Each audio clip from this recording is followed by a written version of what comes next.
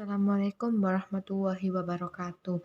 Kami dari kelompok 3 akan mempresentasikan tentang kebijakan penatagunaan tanah dalam mengendalikan aspek pertanahan dan tata ruang.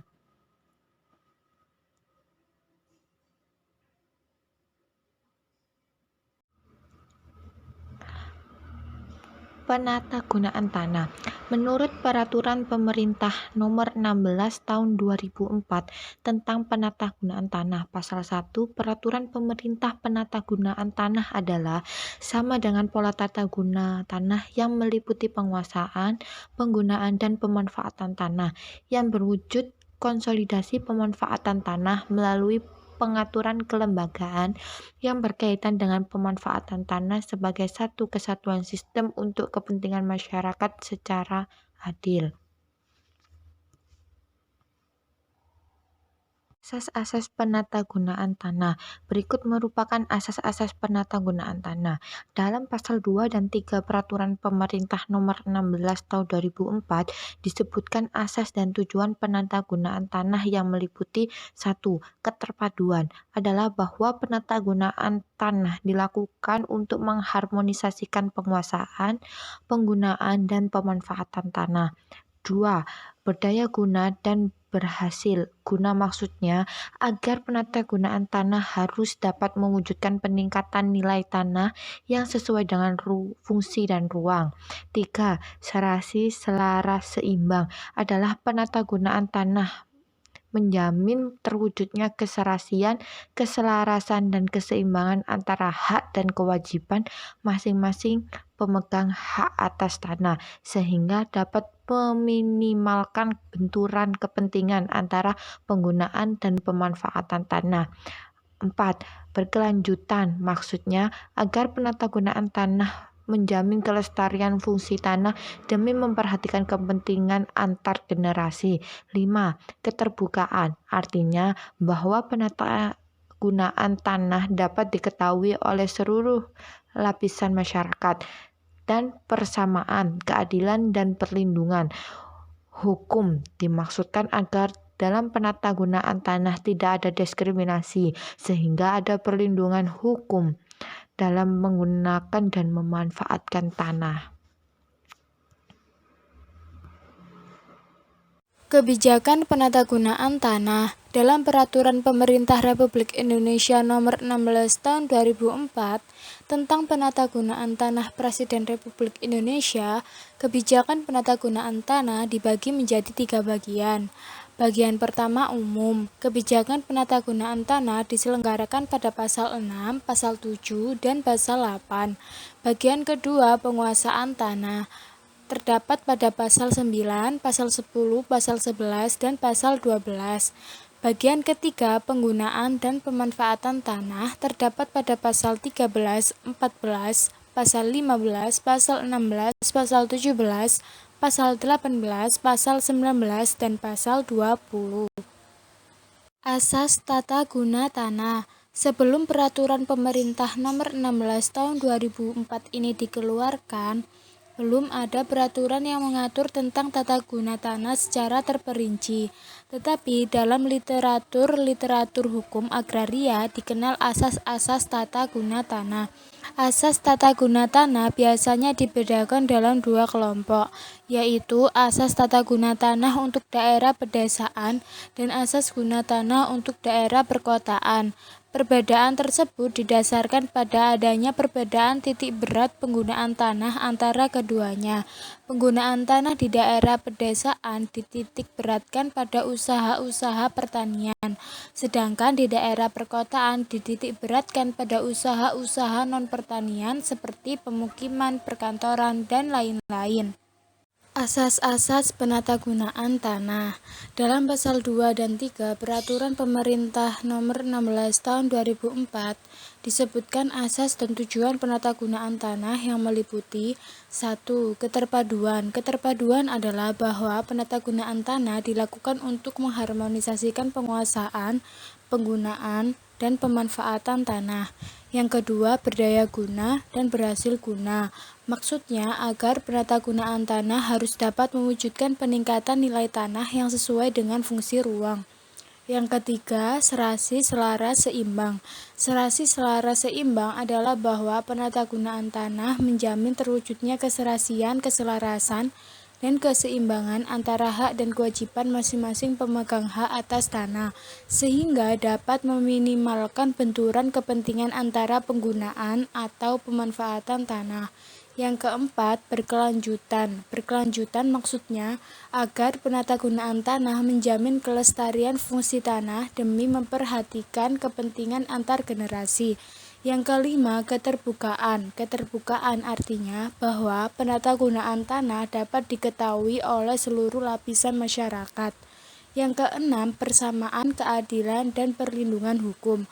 Persamaan, keadilan, dan perlindungan hukum dimaksudkan agar dalam penatagunaan tanah tidak ada diskriminasi, sehingga ada perlindungan hukum dalam menggunakan dan memanfaatkan tanah. Ruang lingkup penatagunaan tanah. Ruang lingkup penatagunaan tanah meliputi penyelenggaraan perencanaan tata guna tanah, pengaturan pemanfaatan tanah, dan pengendalian pemanfaatan tanah seluruh wilayah negara Republik Indonesia. Rito Hartoyo menyebutkan bahwa di dalam tata guna tanah dapat dimaknai sebagai suatu pengarahan penggunaan tanah dengan kebijakan dan program tata keruangan untuk memperoleh manfaat total sebaik-baiknya secara berkelanjutan dari daya dukung setiap bagian tanah yang tersedia. Pendekatan yang digunakan dapat dimulai dari yang sifatnya sangat sektoral sampai pada pendekatan yang sifatnya lebih luas dan terpadu. Penggunaan tanah dalam konteks ini tidak hanya sebagai pertanda adanya aktivitas manusia, akan tetapi sebagai suatu perwujudan dan keseimbangan yang dinamika antara keperluan dan kebutuhan.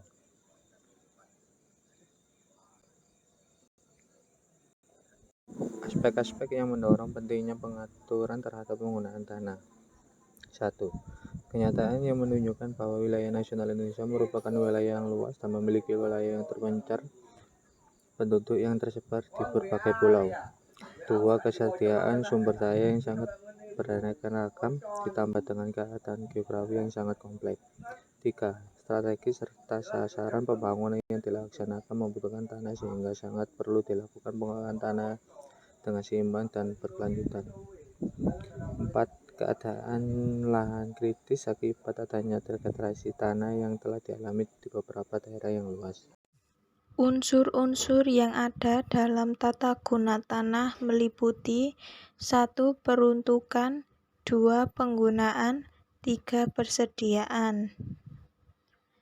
Pelaksanaan tata guna tanah.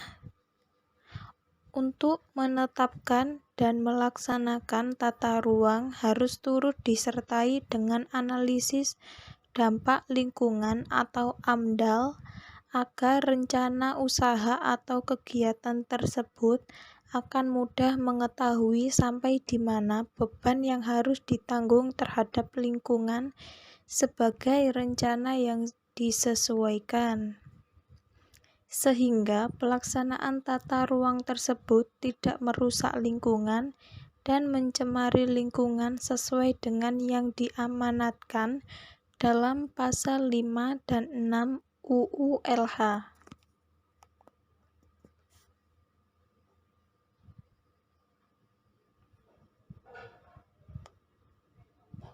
Penggunaan tata guna tanah haruslah berdaya guna dan berhasil, serta beberapa aspek lainnya berdaya guna dan berhasil guna, merupakan kondisi bahwa penataan ruang harus dapat mewujudkan kualitas ruang yang sesuai dengan potensi dan fungsi ruang yang ada. Serasi, selaras, dan seimbang dimaksudkan bahwa penataan ruang dapat menjamin terwujudnya keserasian, keselarasan, dan keseimbangan struktur dan pola pemanfaatan ruang bagi persebaran penduduk antar daerah, serta antar sektor dan daerah dalam satu kesatuan wawasan Nusantara. Model penatagunaan tanah di Indonesia. Model penatagunaan tanah dalam perencanaan penggunaan tanah dikenal beberapa model, yaitu yang pertama model tertutup atau zoning. Model tertutup ini merupakan suatu model penatagunaan tanah dengan membuat zona-zona penggunaan tanah atas dasar pertimbangan teknis untuk jangka waktu yang telah ditentukan. Yang kedua, model terbuka. Model terbuka artinya bahwa beberapa ruang atas tanah dalam suatu wilayah tidak dibagi dalam zona-zona penggunaan sebagaimana dalam model zoning, tetapi pelaksanaan kegiatan pembangunan disesuaikan dengan kondisi tanah. Yang ketiga, model penggunaan yang mengabdi pada pembangunan. Dalam model penggunaan tanah yang mengabdi pada pembangunan, maka perencanaan dan penggunaan tanah mengikuti keperluan kegiatan pembangunan sehingga penggunaan tanah sesuai dengan arah kebijaksanaan pembangunan serta model penggunaan tanahnya secara berencana. Model penatagunaan tanah di Indonesia. Ada 2 pasal di dalam Undang-Undang Nomor 5 Tahun 1960 yang berkaitan dengan penataan ruang ataupun penatagunaan tanah, yaitu pasal 13 dan pasal 14. Dari ketiga model penatagunaan tanah tersebut, berdasarkan ketentuan pasal 13 dan 14 dalam Undang-Undang Nomor 5 Tahun 1960, yang dipakai Indonesia adalah model penatagunaan campuran dari ketiganya, yaitu campuran model tertutup, model terbuka, dan model penggunaan yang mengabdi pada pembangunan. Dalam rangka sosialisme Indonesia, pemerintah membuat rencana umum tentang persediaan, peruntukan, dan penggunaan tanah di tingkat nasional. Atas dasar rencana umum tersebut, pemerintah daerah provinsi dan pemerintah daerah kabupaten membuat rencana umum masing-masing daerah yang bersangkutan, yang meliputi 3 hal, yaitu yang pertama, rencana persediaan tanah, rencana peruntukan tanah, dan yang ketiga, rencana penggunaan tanah. Studi kasus kebijakan penatagunaan tanah di Bandung di kawasan Gedebek. Pengembangan wilayah merupakan konsekuensi yang muncul dari proses peningkatan laju pertumbuhan penduduk dan peningkatan permasalahan kota.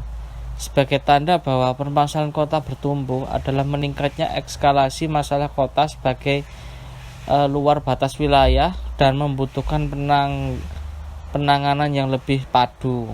Hal inilah yang dihadapi di Kota Bandung. Beberapa masalah diantaranya adalah masalah kemacetan, sampah, lingkungan kumuh, drainase, partisipasi warga yang rendah, ketimpangan wilayah, dan lain-lain. Upaya pengembangan kawasan Bandung bagian timur merupakan salah satu strategi dalam penyelesaian masalah di atas dalam rangka pengembangan kawasan Bandung bagian timur. Beberapa kendala yang ada adalah sebagai berikut. Yang pertama, rendahnya keunggulan komparatif antara wilayah partisipasi masyarakat yang rendah dan kurangnya pengendalian pemerintah mengakibatkan wilayah seringkali berkembang tanpa arahan. Yang kedua, penurunan daya dukung lingkungan penataan wilayah yang cenderung tanpa kendali berakibat pada penurunan daya dukung lingkungan. Dan yang terakhir adalah keterbatasan kemampuan pemerintah kota dalam upaya mencapai penataan dan pengembangan Bandung bagian timur. Keterbatasan dana pemerintah merupakan kendala guna berkelanjutan pembangunan. Berikut adalah hasil kerja dari kelompok kami. Jika ada salah kata, mohon maaf yang sebesar-besarnya. Wassalamualaikum warahmatullahi wabarakatuh.